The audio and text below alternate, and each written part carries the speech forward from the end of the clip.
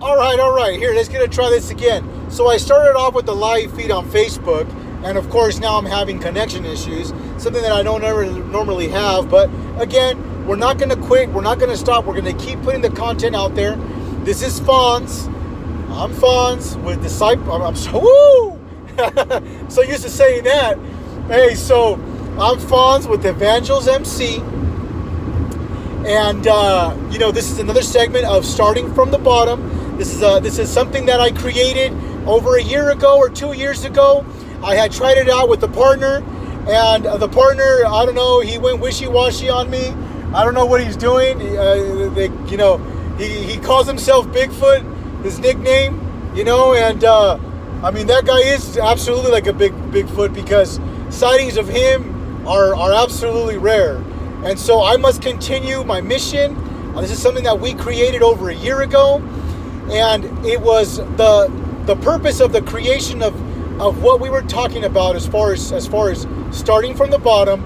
The purpose of it was to be able to not only speak about, but demonstrate on a day-to-day basis, week to week, month to month, year to year, what it's like to restart everything from the absolute bottom. Most of the time when we see content out there from the Joel Osteens, from the Les Browns, from the Tony Robbins, the Trumps, the whoever, Joe Biden, it doesn't matter. I'm not favoring anybody in any sense. What I'm talking about, these are people that were at some point, they started off just like you and I, maybe doing something else, and then all of a sudden they're in the positions that they're in because they started from some bottom. Regardless of whatever people talk about as far as your silver spoons and all this other stuff, no matter how you look at it, people have been handed down from generation to generation loads of money and property and wealth, and some people have done really well with it, and some people have absolutely done nothing with it. We've seen this in the NFL with NFL players, with sports, high sports figures that were making millions of dollars in their prime, and now they're either living on the street or they're just living some mediocre life because they're no longer in the limelight, and they didn't focus their attention on the future, right? They didn't focus they didn't believe on anything except for what was happening on a day-to-day basis, which is great. You're supposed to only focus on the day-to-day basis, but hoping to protect those things that you have. And I'm having an issue here. Again, the whole thing is, I was saying this on the Facebook page, and you can visit my Facebook page. It's Evangels MC. There's challenges. I get challenged with certain things every day. I'm not going to quit. We were placing our phone. We had another placement for the phone. I have this really cool thing that holds the phone in place, and it doesn't shake or anything like that.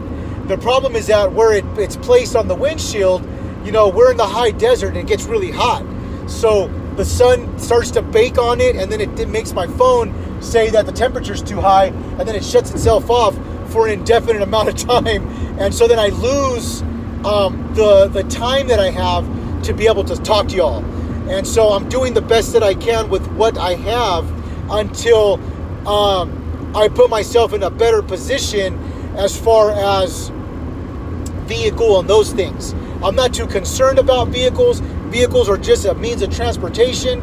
I stopped worrying about, what kind of vehicle I'm driving and those kind of things a long time ago. I still enjoy, having my nice cars and those things. And, I'm not driving something that's that bad right now anyways. I mean, I'm sitting in leather seats, and it's an EX with a sunroof, right?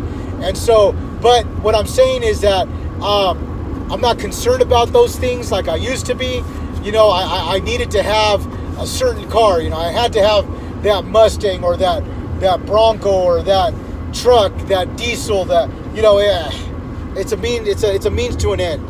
And so the thing is that this vehicle is I guess old enough to where it's not considering my needs. And so I'm just working out of a cup holder here, and I'm putting it on my cup holder, and I'm making it work this way. So anyways, getting back to what we were doing, we are Evangels MC. Now, the abbreviation means several things, but we are a mission-centered based ministry, and we are a ministry, we are a club, we are a lot of things, and everything is in development. So we're in the developing stages of Evangels MC for the last, I don't know, year and a half now. And I know that I sat at a table with some disciples, and I did some fact finding with some bros, and we came up with the name. And a lot of those people, they dropped off. They started doing their own thing, which is fine. Everybody's entitled to do whatever it is that they want to do, that they feel worthy of doing, and what they're feeling called to do. So I'm not upset with that at all. But I know what I was creating, and I'm grateful that I was blessed with the men that sat at that table at that time to help me create the things that I now am moving forward, right? And so I needed to get the patents. I needed to, work on all the legal mumbo jumbo stuff to protect the entity that's being created through the image of God, right?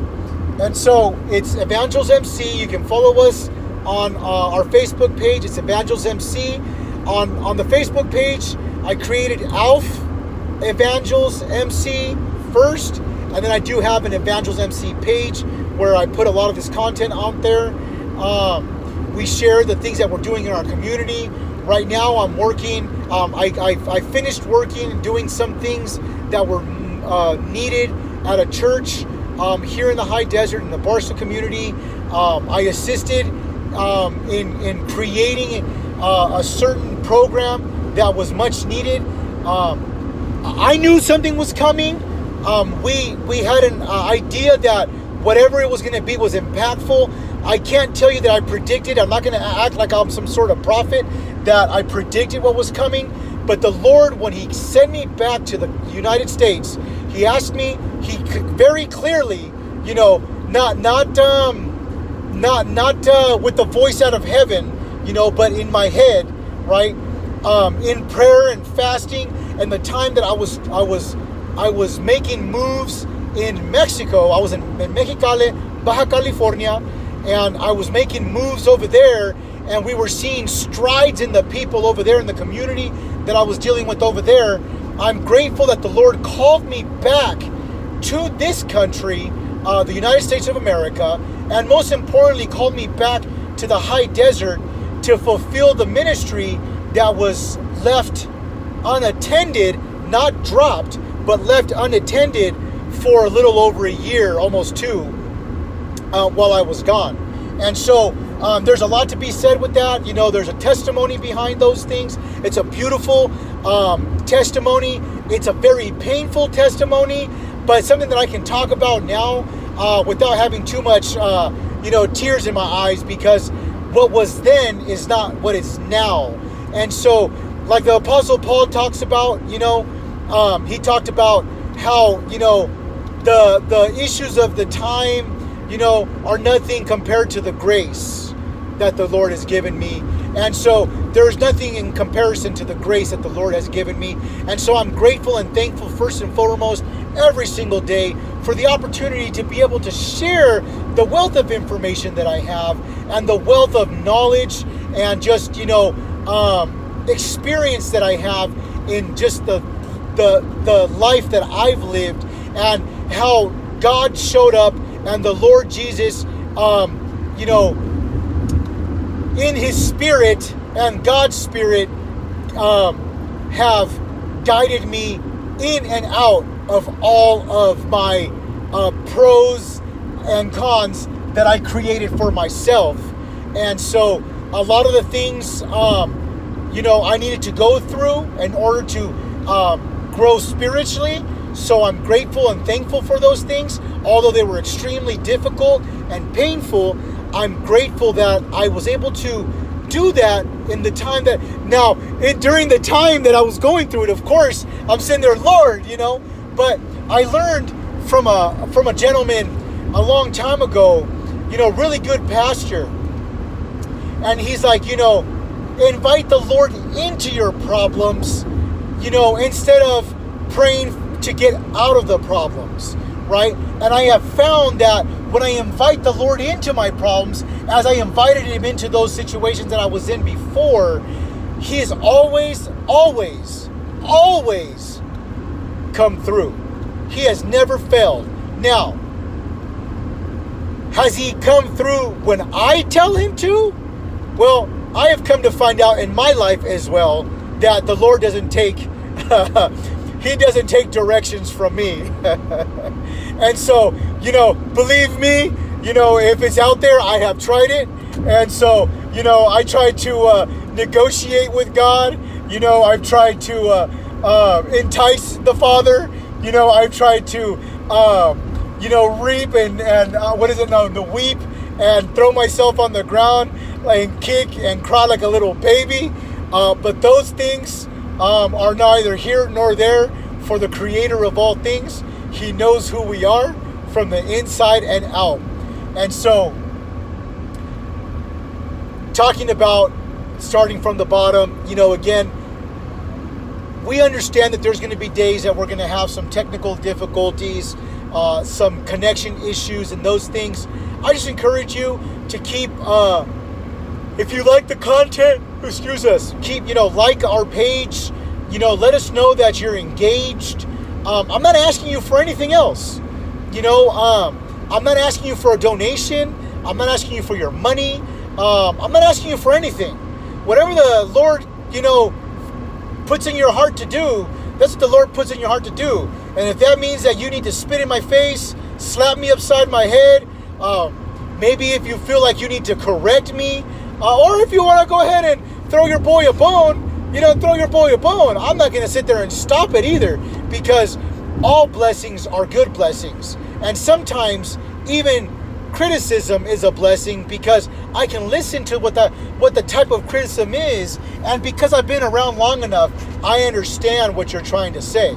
And so that I know if you are what they call a hater, or if you're really actually trying to maybe assist me in some way, or maybe you just simply don't understand the way that I'm approaching this and the way that I'm speaking. I have found that sometimes in communication, I know exactly what I'm saying. I know exactly what I mean, but yet when I look at somebody else as I'm speaking, they have the deer in the headlights look, and breaking that down is basically a look of confusion or not understanding what the hell I'm saying at all.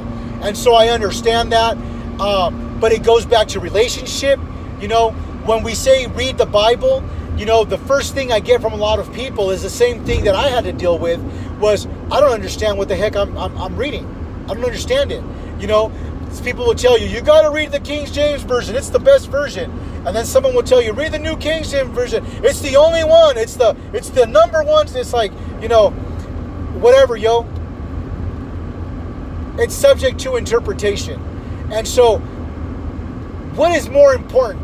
That I see you reading the Bible and looking to understand, or to start telling you to read into something that you're not going to understand, because the vocabulary is an ancient vocabulary that nobody hardly ever uses anymore, and you probably weren't even taught that even in English class. And even if you did excel in English, you probably weren't taught that, because you don't get taught that kind of English unless you look for it in the college courses. And even in college courses, I have found that when I was studying, English in college, because it was a prerequisite for whatever the heck else I needed to do. And when I was learning because I was learning English, college writing skills is what it was called. I was learning how to type and write, where to, punctuations and all this other stuff. And I remember a lot of that stuff. And, a lot of people, it's like an art form, right? Oh, here we go with traffic. And so it's an art form. What is today? Friday? See, this is the wrong day to be doing this. Anyways, wrong day, right day. It's like it's the wrong day because I don't want to be stuck in traffic. But what I'm gonna go do, I can't say no to because I'm blessed to go do what I'm gonna go do. So shut up, Fonz. Sometimes we complain about the stupidest thing. So I get an extra 20 minutes, 30 minutes to talk. Great. Let's look at the positives, right? And so yeah, traffic sucks, but guess what? I found a way that while I'm captured in this moment, that I'm able to fulfill my ministry by talking to you. So, as I was saying, there's some people out there that they take the English art form very seriously, and the eloquency and the way that it's written and all that stuff, and that's great. Good for you. Good for you. That's not my game. That's not my focus. My focus is not, that's why you have the Gospels according to whatever, whether it's Matthew, Mark, Luke, John. I think it was Luke that was the physician that was an eloquent writer. He wrote a little bit differently than everybody else. I will do my best to write, sentences that are not run-on sentences and all that good stuff. And we shouldn't lose the art form. But that's why you have others. That's why you have others that need to do their job too. It's not just about me fulfilling my ministry, but it's about you fulfilling your ministry. And that might be that you need to be that eloquent, English artist that talks in this manner, and you need to read the King James Version or the New King James Version, which is a little bit easier English. The bottom line is that for us simple folk,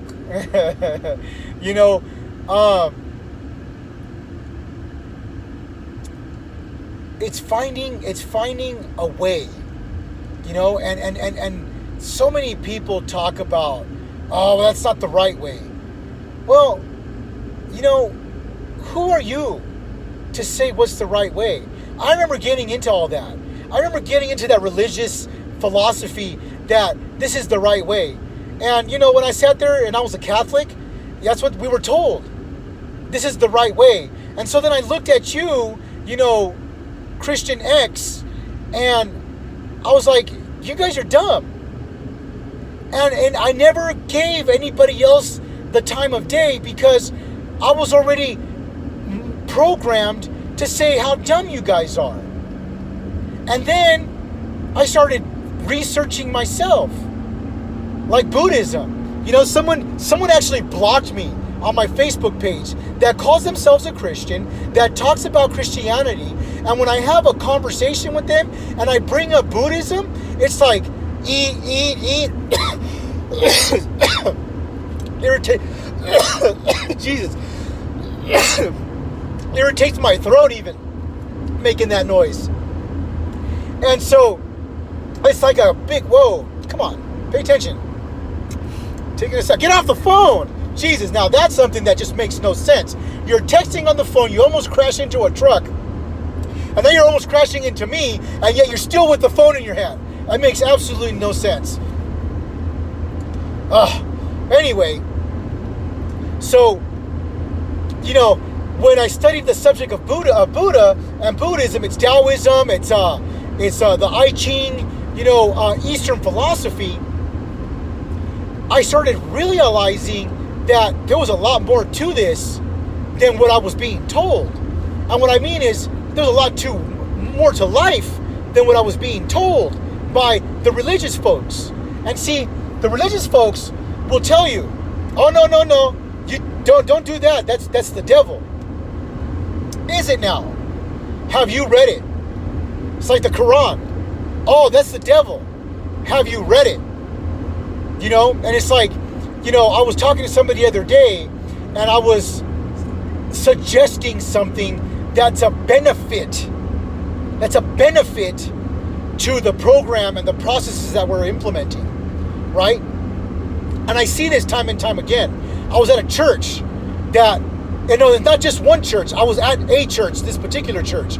Some churches I go to, they don't need any help. They're doing A-okay. They're just fine. Some churches I go to, they say they're doing okay, but yet there's maybe 3 people that are assisting their congregation, which is not a congregation. It's a fellowship of 2 or 3, which is great, because if that's what you're trying to do, I would rather just have 2 or 3 people coming to my church that are real than have a whole church of fake ass people, and that's the truth. And so I choose my words. I choose how to speak. And if I'm trying to be animated in a certain way, I don't care what you're thinking. You can sit there and try to blast me all you want. Say, well, you shouldn't be talking about the Lord and in this context. Well, I tell you what, you're a hypocrite. You're a hypocrite. And the world is full of hypocrites. And so I'm not trying to deal with you. I don't need, if you're greater than thou, then you continue being greater than thou. Have a great day. Block yourself from our content. Don't listen to us. Continue on with whatever it is that you're doing, because I'm going to continue doing what I'm doing. The Lord has given me my parameters. He has given me the instruction, not just to me. See, because a lot of you will say, oh, well, who does he think he is? Well, I'm going to tell you, I know who I am in Christ. And if you don't know who you are in Christ yet, come to me and I will help you find your way in Christ, so that way you can have the same tools, the same passion, and the same drive to do what you're supposed to do in life. Not to enslave you or to indoctrinate you. I'm not looking to do any of that. That's not what the Lord gave me as a mission, right? And I know that it's so difficult, because I remember when I was a manager, I remember the process. And it's going to tie it all in. I'm not forgetting what I'm talking about as far as the Catholic religion and then studying the Buddhism. It all ties in. If y'all listen to me enough, you'll know that it all ties in at the end when I'm ready to close up this conversation. And if it doesn't tie in towards the very end, I don't want to say that I promise you, because I don't know if I'm going to be here tomorrow. But my intention is to continue fulfilling my ministry as long as the Lord has me. And if I'm willing and able, on my next segment, I will continue on the same path, because the path is the same. Nothing is going to change. And so I might be touching on certain subjects, and I'm not closing up those subjects, because I'm leaving a lot of open-ended for a reason. Because I know, I was asked the other day, true story, the person that I was dealing with, I'm assisting them in improving their processes in this one particular place that I'm working at, right? And I'm working, but I'm not working for a paycheck. I stopped working for a paycheck a long time ago, right? I am financially free when it comes to that situation.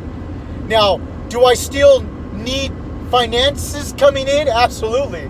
Because if I didn't have finances coming in, then it would be very difficult to operate.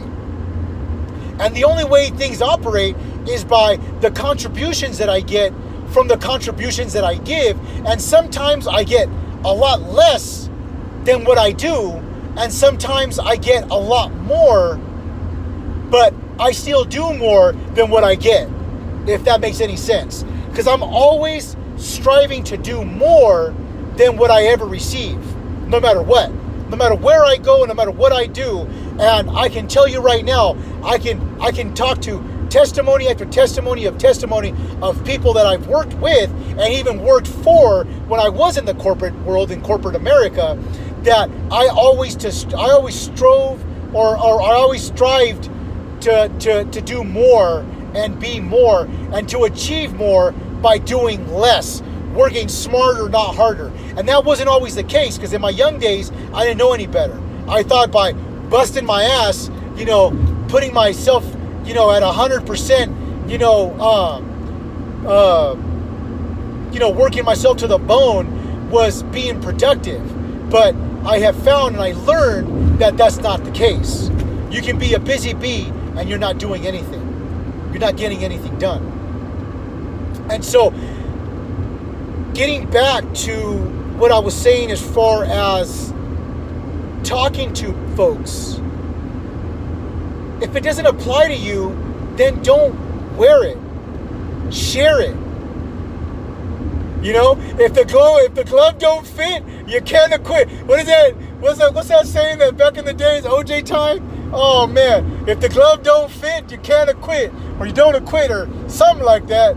You know, whatever they talked about. If the glove don't fit, bro, sister, then don't trip. Don't wear it. Pass it on to somebody else. Because I guarantee you that if it isn't for you, it's for somebody. I know that it's for somebody because I'm not here just to be a wandering atom. It's not what the Lord created us to do, right? And so we're absolutely here to assist. We will be doing teaching. I was hesitant to go back and start teaching and those things again, but I will. I don't know if I'm going to start doing accredited type classes and teaching, because it's a whole political nonsense process that I have to go through, and hoops and leaps and bounds, just so I can teach the content. And if I'm teaching the content that I'm teaching is accredited, or at least it was accredited, but it was only accredited because I was paying the boss. You know what I'm saying? It was only accredited because I was paying for it to be accredited. So then I stopped paying and it stops being accredited, yet the content is the same. That's monopoly. That's a bunch of bullshit, and I don't believe in it. You know, because they tried to tell you, well, if you want to be a pastor, you got to study theology for 4 years. Blah, blah, blah. No. Now, needless to say, it doesn't mean that you shouldn't acquire some kind of experience. But see, I can tell you from experience that most people, and every single person that was called to ministry in that sense, let's say you were called to be a pastor or a teacher or a politician, whatever it is that you were called to be, there is experience that's required for you to learn it. You know, I remember growing up, you know, like my pops back in the day, you know, before the unions were dismembering the processes. When they took out unions, and they just a lot, because unions were really strong back in the day, at least here in California. I know maybe in other states they're probably still really strong, but you know, unions were strong, you know, really strong here in California, and there's very few that are left. Anyways, there used to be what they call the apprenticeship programs, right? What was interesting is that in those days, they paid you the minimum wage to be an apprentice. So you didn't pay to be an apprentice. They paid you to be an apprentice because there was a shortage of craftsmen. Now, isn't this something? But see, it all goes back to what we're creating and how we're taking. And there's some greedy people out there. There's some really greedy, high, wealthy people out there. And I'm telling you right now, just like there's some very wealthy people that are greedy out there, there's some very poor, broke people out there that are just as greedy. Just like there's some very wealthy people that are very generous. There are some very, very humble people out there that are broke that are very generous. So it's just what has grown and what we've allowed to grow. We want to blame corporate America, yet we've allowed that corporation to grow. How? By continuing to contribute to it. What we contribute to is what we allow to grow. If you don't support me with your finances, as an example, in my businesses, you know, whatever business I have, I can say, so watch this. I'm a corporation and I own 3 restaurants within my organization. Let's say I own a McDonald's franchise. I own a Jack in the Box franchise. And let's say I own, what's a restaurant? Olive Garden. I own an Olive Garden. I don't own any of those 3 places, but I'm just saying. Let's say that in my corporation, I own those 3 businesses. I'm going to run those businesses how I want. Right? You would think. Wrong. I'm buying franchises. See, I didn't create the McDonald's, and the McDonald's has rules that you have to apply, that you have to comply with in order to wear their brand. It's their brand, and it's their processes, and you have to follow their processes. That's why you don't see McDonald's selling carne asada tacos or elotes. You know what I mean? It don't matter if it's a Mexican person that buys it and wants to sell cotton candy and elotes. You ain't selling elotes at McDonald's. It ain't gonna happen unless corporate decides that that's what they're gonna do. Same thing with Olive Garden. Olive Garden, they sell what they sell. It's Italian food. Well, I'm not gonna sit there and start selling Chinese food out of it because Olive Garden doesn't allow it. It's a corporation. Now, watch this. I own those 3 corporations. I have to abide by their rules. Now, I know that their franchises are successful franchises because that's how they're franchised out. They're able to sell their idea, and their idea was so good that here I am considering buying their idea so I can reap from the benefits of their idea and their processes. Now check this out. However, if you don't go to my Olive Garden, regardless of it being Olive Garden, if you don't go to my Olive Garden and you go to the other person's Olive Garden, I ain't getting paid.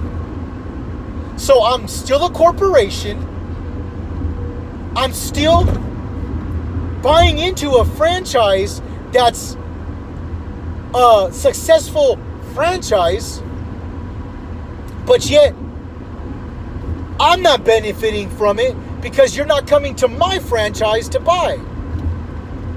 So it goes the same thing with any corporation. If you don't buy into their corporation and their nonsense, they cannot survive. And what they'll do is it's corporate magic, loopholes. I'm not going to get into that part of it because then I'm starting to lose you, and I'm teaching something that I don't want to teach right now because that's not what I'm talking about. We can talk about finances, and we can talk about finance corporations and S corporations, C corporations, and that whole circle too. We can talk about all of that. And how do I know all of that? Because I've been in it and all of it. You know, I've owned an LLC. I've owned a C corp. You know, and it's just like I understand how the process works. And it was terrible how I had to learn a lot of the things that I had to learn because there wasn't very many people out there willing to teach me. That was the bottom line. And so now there are people out there, numbers, I mean, in the thousands. I don't know in the thousands. Maybe I'm exaggerating. I don't know. I don't know what the statistic is. I don't know if there's a stat out there that shows who these business people are, entrepreneurs are, that are out there helping people. I know there's a lot of, get help, what is it? Get help, health books, get better books. I don't know what they call them. I forget off the top of my head. Business development books and improvement books and, self-help books. And so, a lot of these people I mean, a lot of these people wrote some stuff, and it's like they're not very successful at all, you know. And then there's some of these people that wrote some books, and they're super successful, and they're sharing the information and their formulas, and you know, they have no problem with putting it out there and helping others, because the bottom line is we need more people. We need more people. We need more entrepreneurs. We need more business people to step up and change the way things are going. Why? Because we're seeing it. Look at the quality of air that we have. That's a true and real concern. You know, why would we pay millions and millions of dollars into a system and a process that isn't working? It isn't working because obviously we're paying all these billions of dollars. You know, I know the president got criticized for it, right? Well, criticize him all you want. I'm driving down this hill and I see smog already. This smog is starting to come up to the high desert, something that we've never seen before. Now all of a sudden we're starting to see smog in the high desert. It's disgusting. You know, even San Diego, I remember San Diego, there was a time, I mean, I would say in junior high, I remember I could still, you know, the smog was starting to come in, you know, and I would sit there at, you know, at my elementary school, and I could see this hill. And then from 6th grade to 8th grade, in a span of 2 years, all of a sudden you couldn't see this hill anymore because of the smog, just in a 2-year time span. And so, you know, we can change. We can change the things that are happening. We can change. But see, the problem is that many people have not unlocked their full potential. Why? Because they've been told that they have none. You were told, just like I was told when I was a Catholic, that those Christians over there were wrong. That those Buddhists over there were wrong. Those monks over there were wrong. Those Christians over there were wrong. Those, what are they called? Jehovah's Witnesses over there were wrong.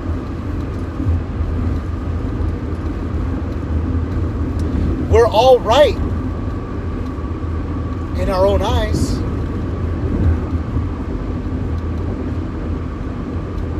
And yet, when I get put to the test, when I have fire, and unless you know what it's like to have someone draw fire on you, I'm talking about some real fire, some real blows, unless you've gone through something like that.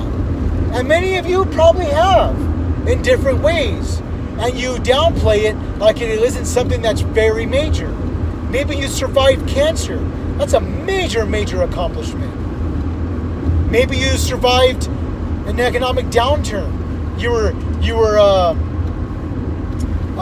unemployed. You know, you were laid off, and then instead of getting another job, you created another business, or you jumped on board another business, or you bettered yourself, and now you know you're a manager or something somewhere else. You know, those are still victories. Because just like you're out there, if you're one of those, there are people out there right now. I mean, suicide has gone up. Suicide rates are going up because people think that the infinite definite is more than the definite infinite. Death is infinite. You ain't coming back from that bad boy.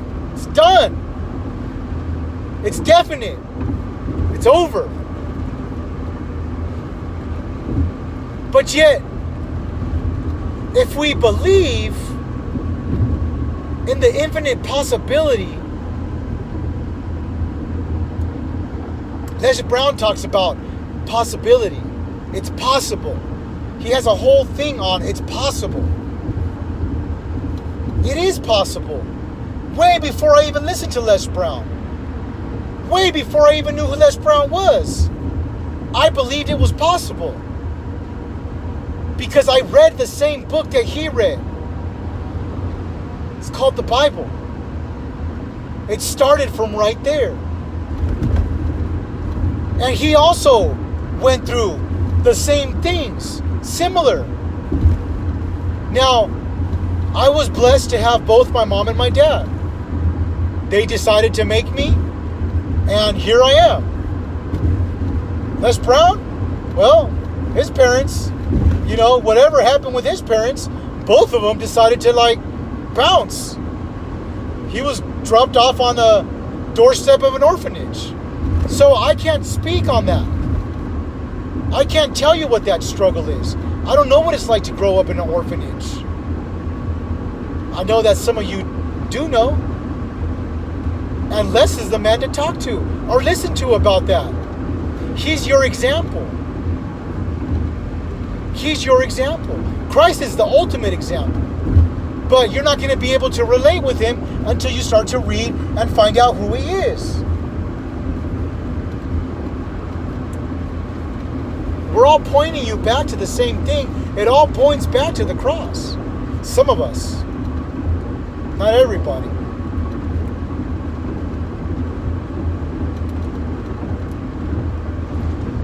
And so, we fund, we sponsor those things that we accept. We accept that the iPhone 4 is less of an iPhone than the iPhone 11 because it has 3 cameras and maybe a little bit of more processing speed. And we accept that even though the technology is only being upgraded, no new technological advancement, it's simply being upgraded, we accept the fact that they tell us the price tag, and because we want something so bad, we're willing to pay for it. We're willing to pay $1,100 for a phone that was maybe $100 to create. When I was in Mexico, I learned about these factories. I want you to understand something. See, we don't focus on those things because that's not the attention that you have. Your attention has been grabbed by those that have and pay millions of dollars and billions of dollars a year to capture your attention, to sell you on what they want you to listen to, and they know that if they say it enough, you will believe it to be true. They know this because they study this. This is marketing 101. And I tell you this because I took marketing 101. I understand what marketing is. It's the devil. So, when I say it's the devil, I just mean that it's the devil. It's evil. It's all bad. But yet, we have to market. Just like those corporations that market their iPhone 11, they make sure that they spend, and they can spend the right amount of money. Watch this. They spend the right amount of money because it's worth it, because they know that the masses are going to spend $1,000, $1,100, $1,200 on a phone that only costs $200, $100. I'm not telling you that companies are not deserving of a percentage of a profit. I'm not telling you that, because then I would be hypocritical in my business and telling you that I don't deserve a profit for the risk that I take of owning a business. For those of you that are business owners, you know what I'm talking about. For those of you that never owned a business, never ran a business, you have no idea what I'm talking about, and you don't have anything to say about it because you don't know. You just don't know. And so I'm not saying that it's not okay to take a profit, but when the profits are in the billions, right? You haven't developed anything new.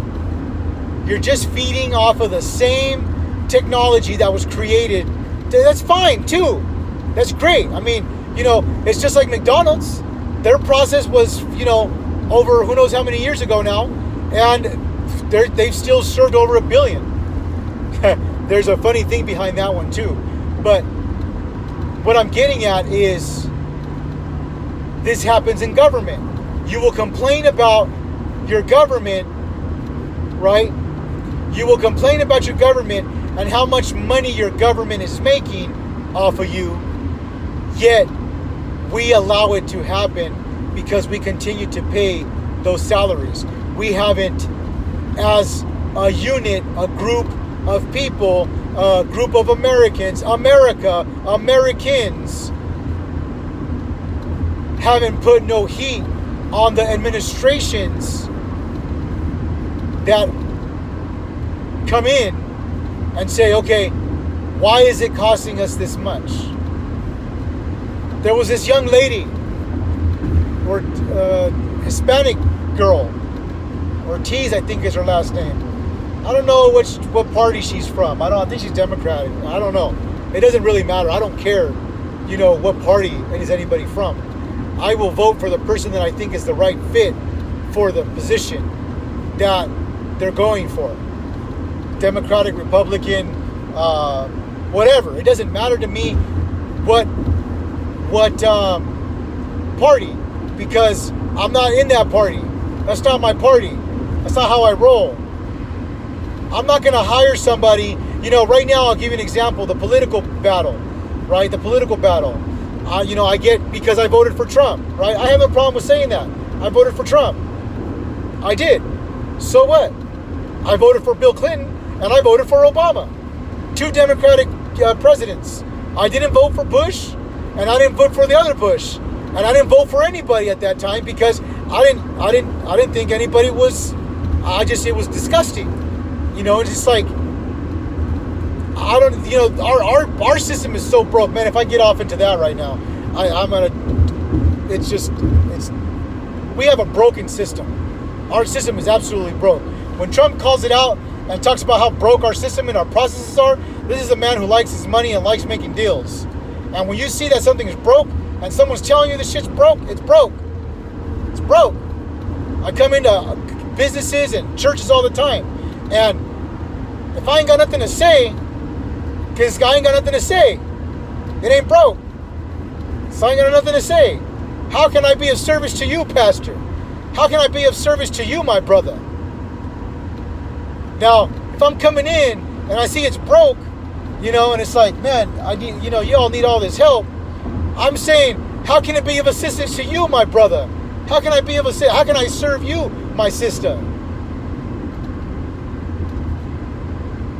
How can I better serve you? Because I see the deficiencies that you don't see, or you fail to see, or you just ignoring it, or you're going through a spiritual battle.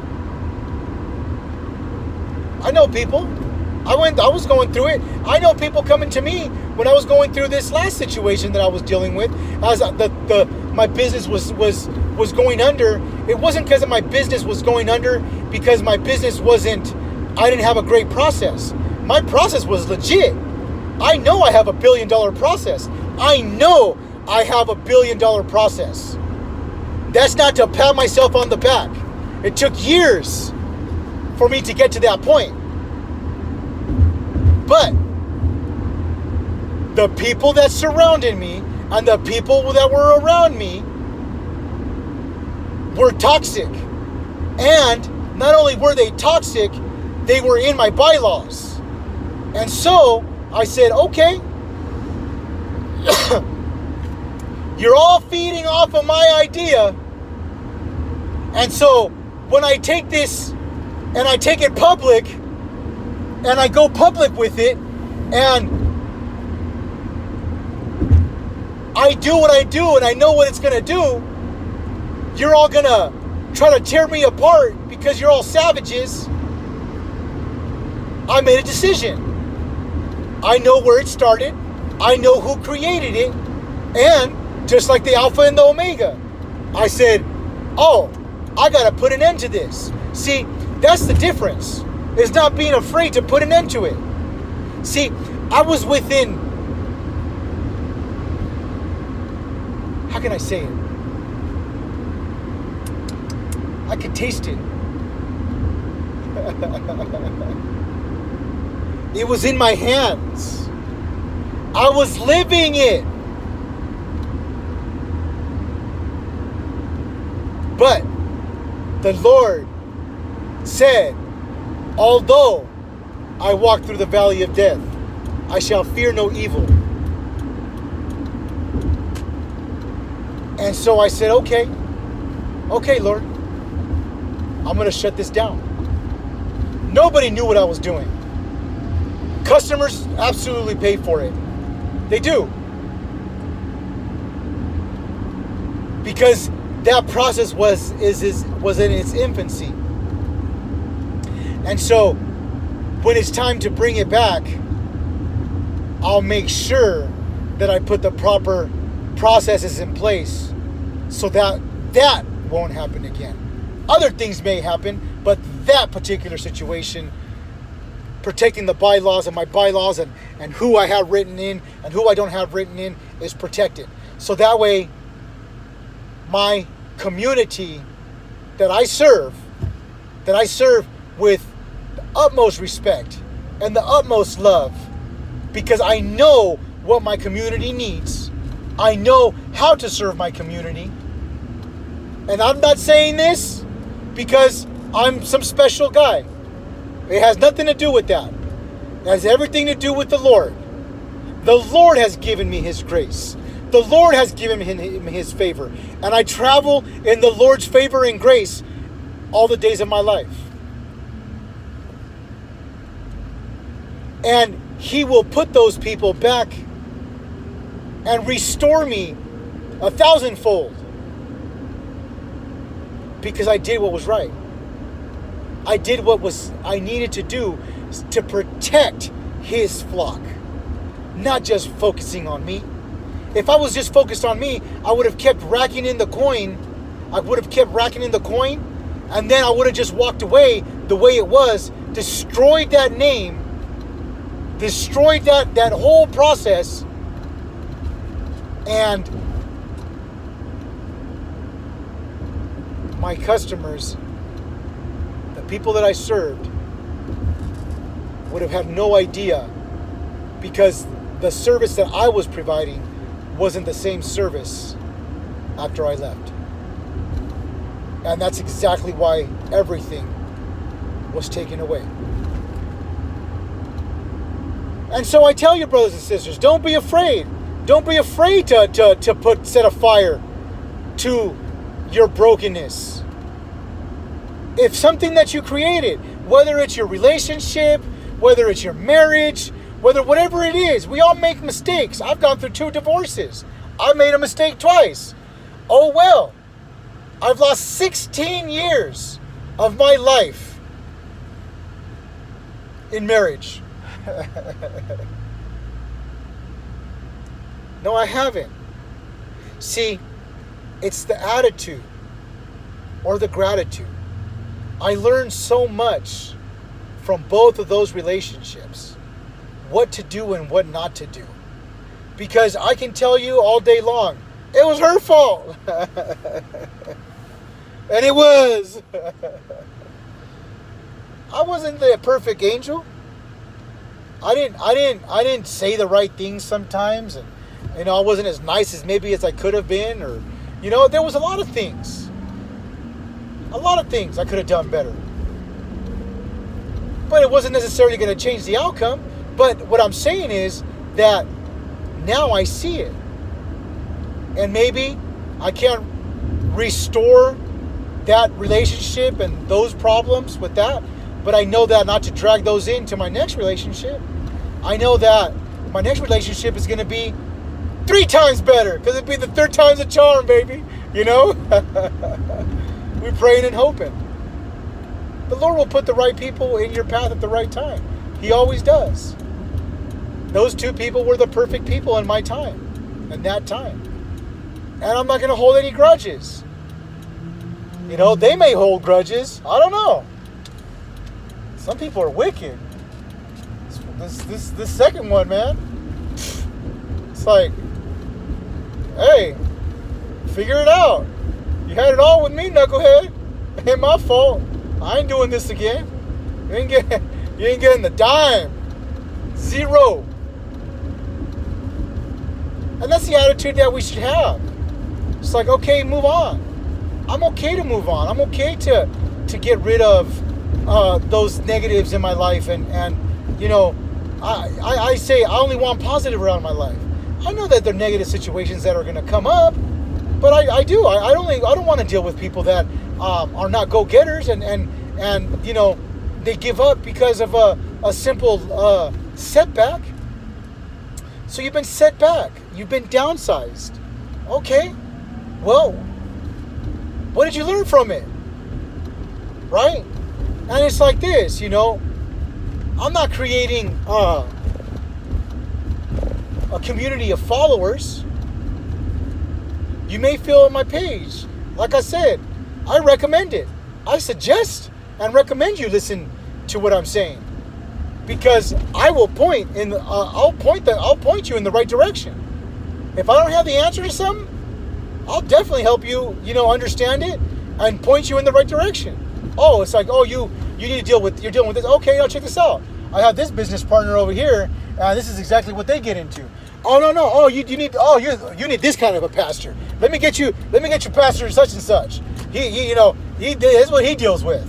You know, and that's community and team effort, right? That's focusing on your community. That's not being jealous of who goes where and what. I'm not trying to control anybody. But we will be putting ourselves out there, and you finance who you want, and you support who you want. And if there's something going on in your government, you're supporting it. If there's something going on in the businesses around you, you don't like the way a certain business is operating and yada yada yada yada, well, you're supporting it by going and eating there. I don't give certain businesses my support no more. And there's actually new ones that I won't touch now because of how they treated this whole COVID-19 thing. You know, and I'm talking about how they treated COVID-19. I'm not talking about how they treated you know, what they did as a business. I'm talking about how they treated their people, you know. And so with that, I'm going to close it up because I'm here at my divine appointment. I appreciate the time. And this one time was to win an hour. Wow, that's one incredible. Well, y'all have a blessed day. And again, you know, this is Fonz with Evangels MC. You can follow us on our page at evangelsmc.org. You can take a look at our Facebook page. Give us a like. Alf Evangels MC or Evangels MC as far as the Facebook page is concerned. And we do have an Instagram. It's Evangels MC. And so we post stuff there. We have videos. We share other content from other organizations and other top leaders. And from there, you know, we can go. All right, y'all have a great day. God bless.